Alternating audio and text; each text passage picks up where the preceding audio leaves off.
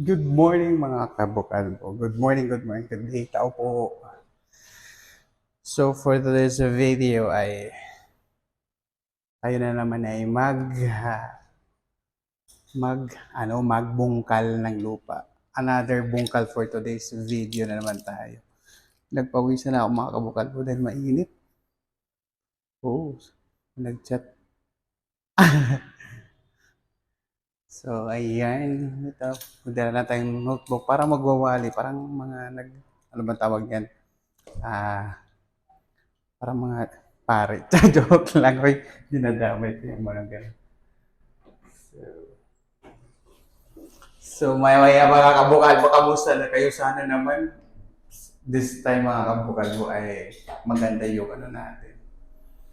Pakikipag-usap sa yung may-ari ng lupa na bubungkalin ko. Sana ay tao. Pinutol ko mga kabukal mo dahil may nakasabay ako sa elevator at ano mo na, nagmamaritis konti. Anyhow, anyway, andito na ako sa baba mga kabukalbo. Aantayin ko lang yung kasama ko na magbungkal ng lupa. So, sa mga gustong mag-invest dyan at gustong tumira dito sa Urban Deca Homes, dito na kayo, kuha na kayo, PM na kayo sa akin. Okay, so, binlurred ko siya. Cinematic ko siya yung video para pag once may dumaan ng mga tao or nakakapture ng mga tao, hindi siya magkaroon ng violation. Tara! Ayan, medyo i-blurred natin. Ayan.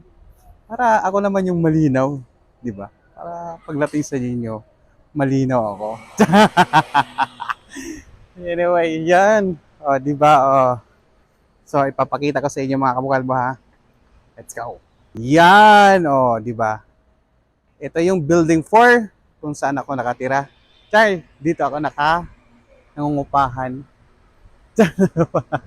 Ayan, building 4 po. Ayan, tas ayan, sa baba yung garage. Ayan, so dito, pag bumili ka ng unit, pwede kang bumili ng parking. Pero pag wala kang unit dito, mga madam, mga sir, bawal ka po bili ng parking. Pwede kang mag-rent. So, ganun po talaga ang kalakaran, ano. Pag tumira ka sa condo, you need to buy parking if you have a car or if you basta ganun. So yun na yun. Bye-bye. Yun na yun mga kabukal. So kung gusto mo tumira sa condo, at least dito mga madam mga sa mga kabukalbo, ang mura lang ng nito, ang mura lang ng expenses. I mean yung cost of living.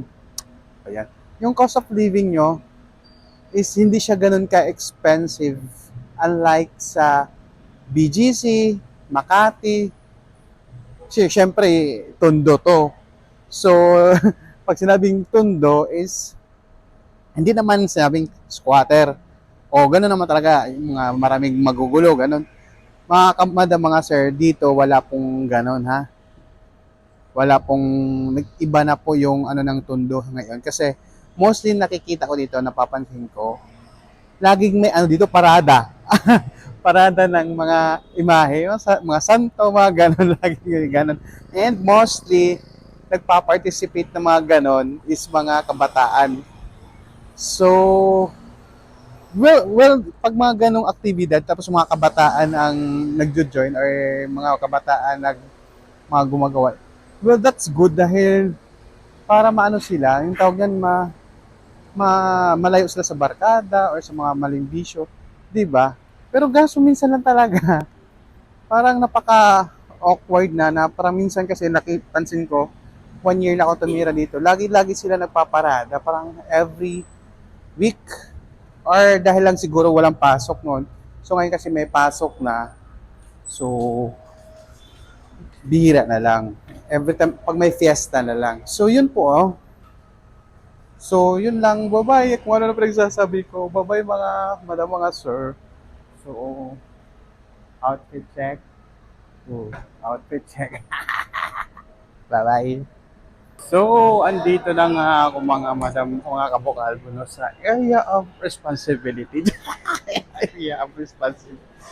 Anyway, so, dito ko aantayin yung kasamahan ko na magbungkal ng lupa. Kasi dito medyo malamig and kasi nasa mall. Anyhow, so yun lang mga kabukalbo. Good luck naman sa akin. Pray naman. Baka naman. Bye-bye.